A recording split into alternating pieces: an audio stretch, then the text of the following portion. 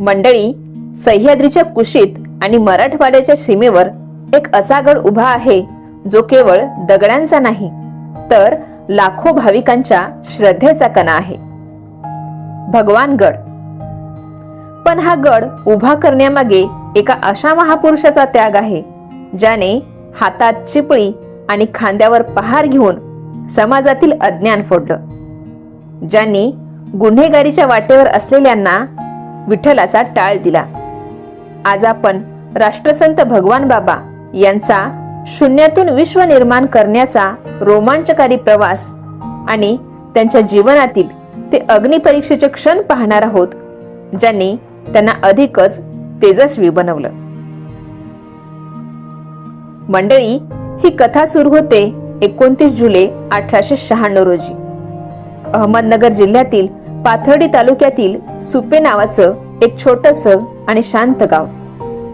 तुळशीराम सानप आणि विठाबाई यांच्या पोटी एका बालकाचा जन्म झाला, ज्याचं नाव ठेवलं आबाजी. लहानपणापासूनच आबाजींची ओढ संसारापेक्षा विठ्ठलाच्या नामाकडे जास्त होती. वयाच्या 20व्या वर्षी त्यांनी घर सोडलं आणि ते पंढरीच्या वाटेवर निघाले. पुढे नारायणगडावर माणिक बाबांनी या तरुणाची निष्ठा पाहिली, त्यांना अनुग्रह दिला आणि एक नवा जन्म झाला. त्यांचं नाव पडलं भगवान. इथूनच आबाजीचा प्रवास भगवान बाबा या नावाने सुरू झाला. मंडळी, त्या काळी हा परिसर गुन्हेगारी, अज्ञान आणि व्यसनांच्या विळख्यात अडकला होता. बाबांनी पाहिलं की केवळ मंदिर बांधून चालणार नाही, तर माणसांची मन बांधावं लागतील. त्यांनी सावरगाव जवळील एका निर्जन टेकडीची निवड केली, ज्या ठिकाणी पूर्वी धौम्य ऋषीचा आश्रम होता आणि जिथे जायला लोक घाबरायचे. तिथे बाबांनी स्वतःच्या हाताने दगड फोडले. लोक म्हणायचे, बाबा, हे कसं शक्य आहे? बाबा सांगायचे, भक्ती आणि श्रम एकत्र आले की डोंगरही वागतो. पाहता पाहता लोक एकत्र आले आणि लोकसहभागातून एक अभेद्य किल्ला उभा राहिला.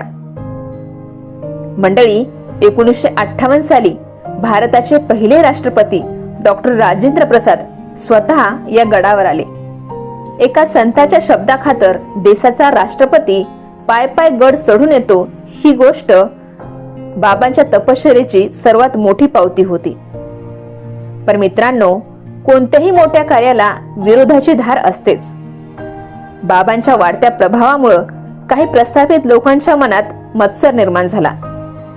त्यांच्यावर अनेक आरोप झाले. काहींनी त्यांना एका विशिष्ट समाजाचे नेते म्हणून मर्यादित करण्याचा प्रयत्न केला. इतकंच नाही तर काही दुष्ट प्रवृत्तींनी त्यांच्या पवित्र ब्रह्मचार्यावर आणि चारित्र्यावरही शिंतोडे उडवण्याचा प्रयत्न केला. पण मंडळी, जसं सोनं आगीत तावून सुलाखून निघाल्यावर अधिक चमकतं, तसेच बाबा या आरोपातून तेजस्वी होऊन बाहेर पडले. त्यांनी कधीही आरोपांना उत्तर दिले नाही, कारण त्यांचं कार्य हेच त्यांचं सर्वात मोठं उत्तर होतं. त्यांनी दाखवून दिलं की जो सत्याच्या वाटेवर असतो त्याला जगाच्या कोणत्याही आरोपाची भीती नसते. आणि तो दिवस उजडला ज्याने अखंड महाराष्ट्राच्या काळजाचा ठोका चुकला.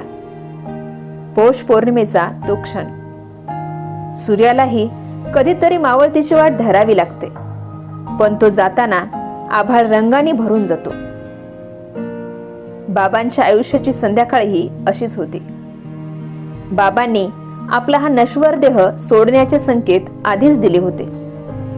शरीराने साथ सोडली होती, पण वाणीत विठ्ठलाचं नाव होतं. त्यांनी आपल्या शिष्यांना जवळ बोलवलं, जणू एखादा बाप आपल्या लेकरांना शेवटची शिदोरी देतोय. बाबा हळुवार स्वरात म्हणाले, गडाची काळजी घ्या, गरिबांच्या लेकरांना सुरक्षित करा आणि भक्तीची ही पताका कधीही खाली पडू देऊ नका. मंडळी, रात्रीचा 1:30 वाजला होता. संपूर्ण गड शांत होता. फक्त वारा सुसाटत होता आणि त्याच शांततेत बाबांनी शेवटचे डोळे मिटले. त्यांच्या श्वासाने विठ्ठलाचं नाव घेतलं आणि तो चैतन्यमय प्रकाश अनंतात विलीन झाला. विज्ञानाच्या भाषेत हे निधन असेल, पण लाखो भक्तांच्या दृष्टीने ही संधिवन समाजी होती. कारण एखादा सामान्य माणूस मरतो तेव्हा त्याचं अस्तित्व संपतं, पण जेव्हा एखादा संत देह ठेवतो तेव्हा तो आपल्या विचाराने आणि आशीर्वादाने चराचरात भरून राहतो. मंडळी, आज भगवान बाबा शरीराने आपल्यात नाहीत, पण आजही जेव्हा एखादा वारकरी भगवानगडाची पायरी चढतो तेव्हा त्याला बाबांच्या प्रेमाचा भास होतो. तिथल्या दगडातून, तिथल्या मातीतून आजही एकच आवाज येतो, रामकृष्ण हरी. बाबा शरीराने गेले असले तरी ते गडाच्या कणाकणात आजही जिवंत आहेत, आपल्या भक्तांच्या हाकेला धावून येण्यासाठी. भगवान बाबांनी आपल्याला शिकवलं की भक्ती म्हणजे केवळ डोळे झाकून बसणं नाही, तर समाजातील दुःख पाहून डोळ्यात पाणी येणं आणि ते पाणी पुसण्यासाठी हात पुढे करणं होय. आज त्यांच्या जयंती निमित्त त्यांच्या विचारांना आणि त्यांच्या पावन स्मृतीला आमचे कोटी कोटी प्रणाम. एवढंच बोलून मी माझे 2 शब्द थांबवते. श्री संत भगवान बाबा यांच्या चरणी माझे कोटी कोटी प्रणाम. धन्यवाद.